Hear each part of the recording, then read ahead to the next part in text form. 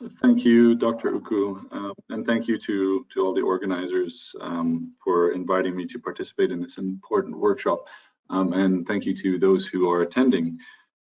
I've been asked as the final presenter today to give a brief overview of the role of MSP in addressing environmental pressures, which I'll try to do in a few short slides, then also touch on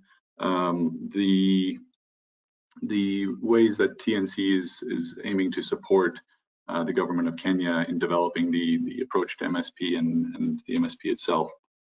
So next slide, please.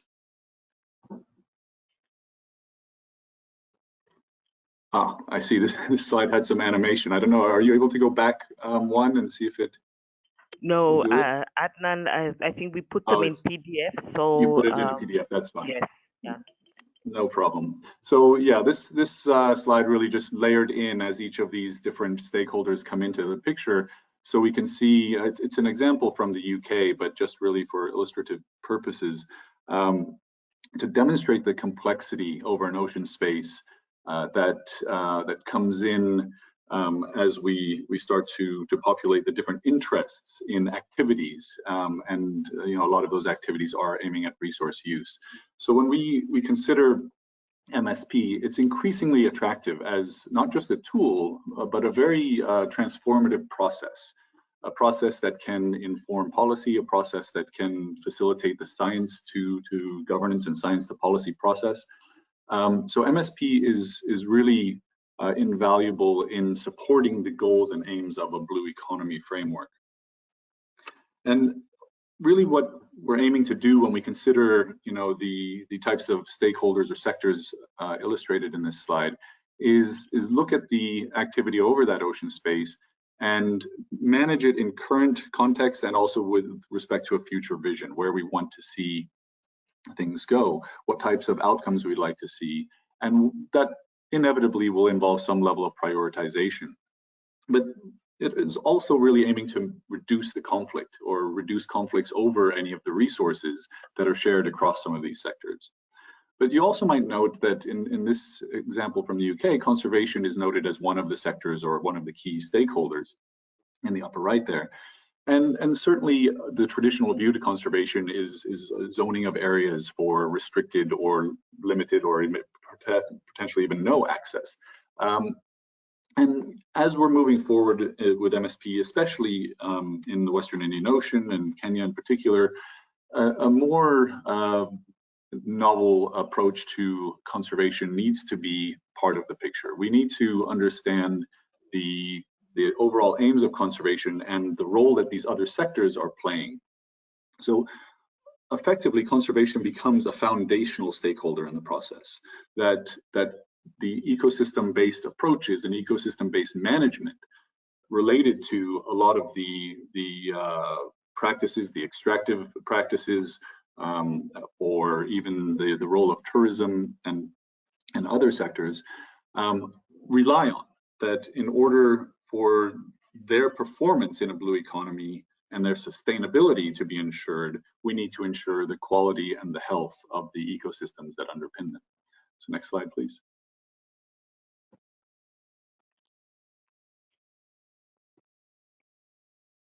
And we've been hearing quite a bit about various pressures facing the marine environment.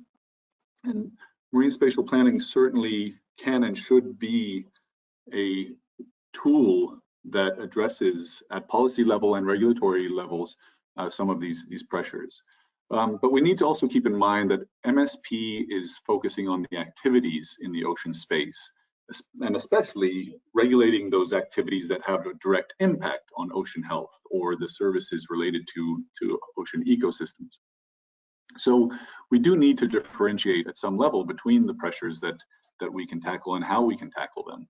We must look at those pressures that are related to the nearshore environments, which might be quite complex with the terrestrial and marine interface, and also those that relate to the offshore, deeper pelagic environments. And we also need to consider that while we may be able to tackle some of these through an MSP approach or an integration of MSP and ICZM, Integrated Coastal Zone Management, there are some of these that also lie at a more chronic existential level with respect to our activities on this planet, such as those related to climate change. Next slide, please.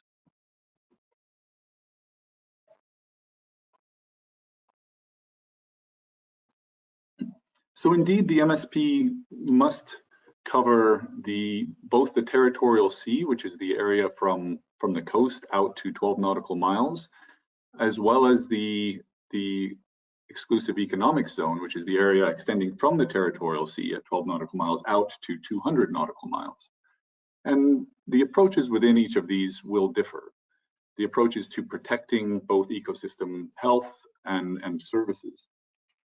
And a lot of this is because of the complexity related to each of these areas. Of course, the near shore environments are where there are already some established protections.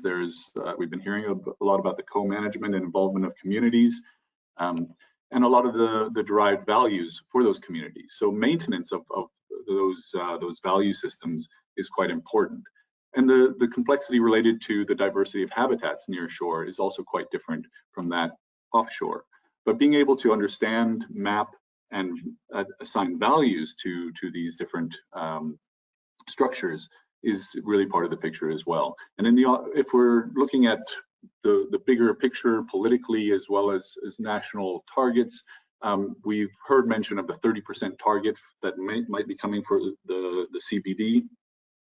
If we're talking about 30% protection over the entire EEZ and territorial sea, a significant portion of that is going to fall in the offshore environments. So designing what this might look like in a spatial context is quite important. Next slide, please.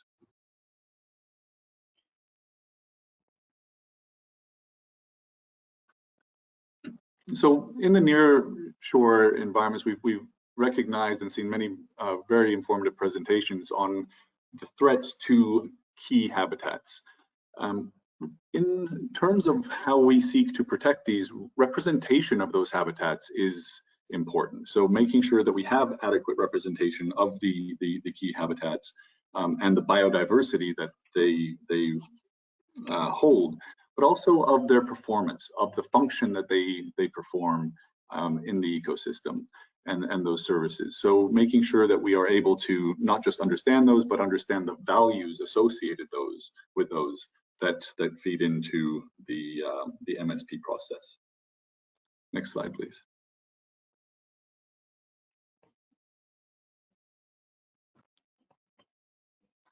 Ultimately, the approach to marine spatial planning is going to integrate a lot of different tools and approaches from a conservation or protection perspective.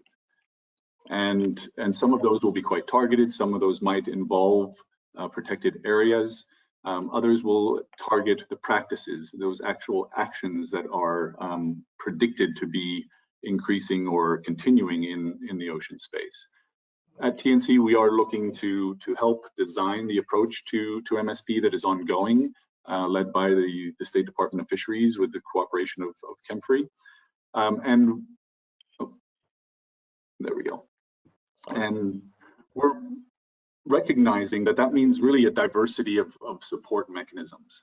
So those which are related to ocean protection, we have teams both global and local that are supporting this in terms of the actual planning and mapping, in terms of focusing on the reefs, in terms of reef resilience and recovery, the mangrove work, but also looking at some of the bigger picture issues such as those related to climate and blue carbon, ocean governance, how this is, MSP can be transformative for national ocean governance mechanisms and frameworks, but also how this ties into the greater Western Indian Ocean region and frameworks. And then very importantly, how sustainable financing mechanisms might be introduced to help support this in the long term. Financing is always somewhat of an Achilles heel for conservation efforts.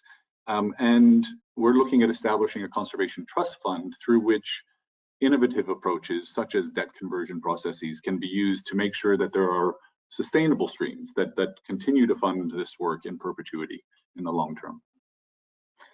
And then, really integrating the community-based conservation measures such that the communities drive the process. but not just in terms of their role and recognizing the empowerment of their roles and balancing the equity issues that need to be addressed, but also providing the tools and the capacity to the communities to be able to implement tools such as FishPath, which allows the communities to look at key fisheries important to them and conduct stock assessments and really develop those harvesting strategies specific to those species. Also looking at opportunities for sustainable aquaculture and also ways to start tackling some of the illegal fisheries in the offshore environments. Next slide, please.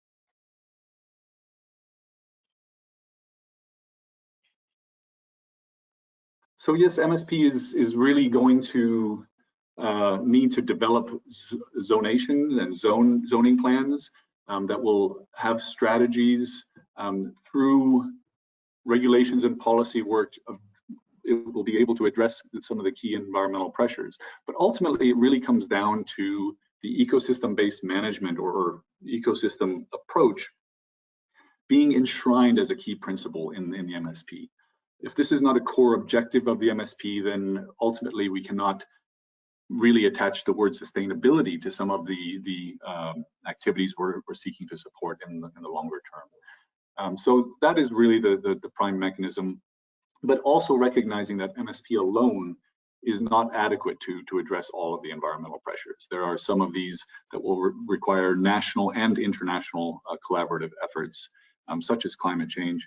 And there are also more localized or land-based pressures that will require collaboration through those responsible for the MSP with those responsible for managing the sources of those pressures on land. Next slide, please.